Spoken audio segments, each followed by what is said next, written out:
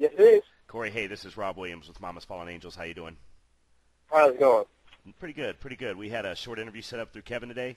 Won't be very long. Just got some questions. Going to talk about the new record a little bit. Going to talk about some other stuff. You got the time, right? Yeah. Okay.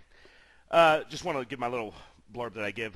Hello, Mama's Fallen Angels. This is Big Robbo, and I'm here with Corey Glover of Living Color. And if you were around in the 80s like we were, you certainly saw Living Color, and you heard them. They did a lot of things in our music and broke down a lot of walls. I want to talk about, going way back, Corey, I want to talk about the Vivid album. It broke down a lot of barriers, like I said. Did a lot of things racially, culturally, and on top of that, it was a great record. Can you talk a little bit about that period and what Vivid did for you guys as a band? Well, I think it was a very interesting time, for us. And we were just really trying to get the word out that there was something out there. I hate to use the word alternative, but that there was something out there, that there was more than just what you saw on TV or heard on the radio. And our biggest concern was just being out there, just getting out there as much as we possibly could. So we worked really, really hard. We worked really hard on making that record, but we worked equally as hard to get it out there and playing and sliding through it and playing in any place that would take us. Yeah, and the tours and everything that were so big for our music back then, that was something that Living Color had a real big hand in. Mm. Yeah. Yeah, well, we really just looking, when you look back on it, you think, wow, that was a great time. In the middle of it, you were like, we're working really, really hard and not seeing any sort of return on our investment until after the fact. Like we would go on the road and we'd play on the road and we live in this little bubble of a touring band, and then we'd come home and hear, oh yeah, you just sold like 500,000 copies. Congratulations! Like we had no idea, but there was a direct correlation to us playing and people actually getting it and hearing it and understanding it. Yeah, you're like, hey, that's great. We sold 500,000 copies. Where's my check? Yeah, but other than that, like I remember when we got a Grammy, and we got 2 Grammys. But the first Grammy we got, like, great, that's cool. We're getting the show. It's all over. Here's your award. Tomorrow at 9 a.m. Get back on the bus. You're getting back on the road. Mm-hmm. It wasn't. It was like those significant events that were so important were just sort of minor in comparison to what we were doing, which was really just going out and playing. Right. And I think a lot of us as fans, Corey, we don't, certainly we don't think of that. When we watch sports, we don't think about the hard work that the Michael Jordans and those guys put in. When we watch the music videos and hear the music, we don't think about the hard work that goes on behind the scenes. Right. Yeah. Right. Yeah.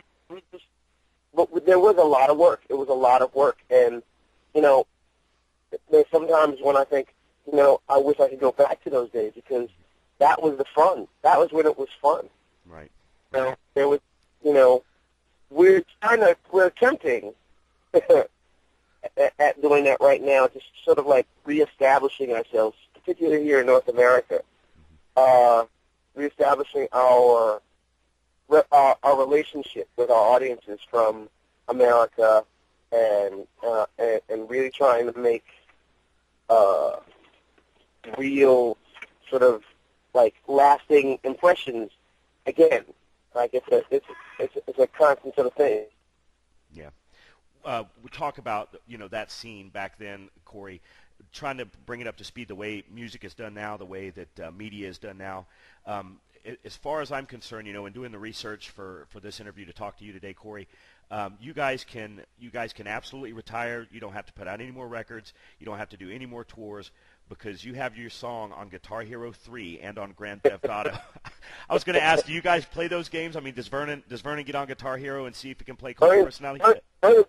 We all suck at Guitar Hero. every one of us sucks at that. You know, you know, being a guitar player or actually being the person that was part of writing that song gives no help on playing that thing at all.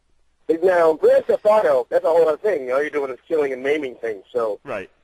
It's interesting background music, but Guitar Hero, you have to really be cognizant of it, and it's this eye-hand coordination that's deep. That's really, really deep. Yeah, I want to hit on the chair in the doorway because we've been listening to it around here, Corey. We love it, and I got online today, and I found out when, like I said, was doing the research. I think that everybody loves it. I don't think that there's a critic that has said one bad word about this record. Tell us a little bit about the chair in the doorway. What are your favorites? What do you like doing live? Tell us about where you guys are at on this record. Oh, we absolutely love it. This is a record that sort of, in a way, took a long time to make, but when we started making it, it sort of formed itself. It sort of gave itself its own sort of thing. Now, we've had this title for this album for years. And right after making the last record, which is Kaleidoscope, we had the name of this album, and we hemmed and hawed over what that means and what it does, what the record's going to sound like with a title like that, and this, that, and the other. But once we got into the studio and we started looking at all the pieces of music that we had compiled up until that point, it started to take form. It started to take shape. You know, some songs like Bless Those had been around forever. An old song of Doug Wimbich's that he written with this person Lil Annie, but it kind of fit in the whole sort of like rootsy ballroom sort of vibe that comes across there. You know, a song like Decadence or Burn Bridges or Out of Mind all came from grooves that we came up with at rehearsals or in sound checks and that kind of stuff. So all the stuff was there, all the material was there, all the things that was necessary to make it happen was there, and we just had to have the presence of mind to let the muse guide us. Yeah. And fortunately for us, it did, and I can't be more happy about it. Yeah, and talking to folks, sitting down and talking with these musicians, you know, like yourself, Corey, that's one thing that they always bring up. They say, you know, we never quit writing. You know, we had this song written for 3.5 years. We just now put it on a record. So, you know, I guess a lot of it was like that too. Yeah. Well, you know, like the lyrics to Burn Bridges, the music sort of formed itself, and Vern and I sat down and said, you know, what do you want to talk about? You know, what do you want to say? What do you want to say to me, Brian? I think it's what you want to say to me. Right. Just to me, you know?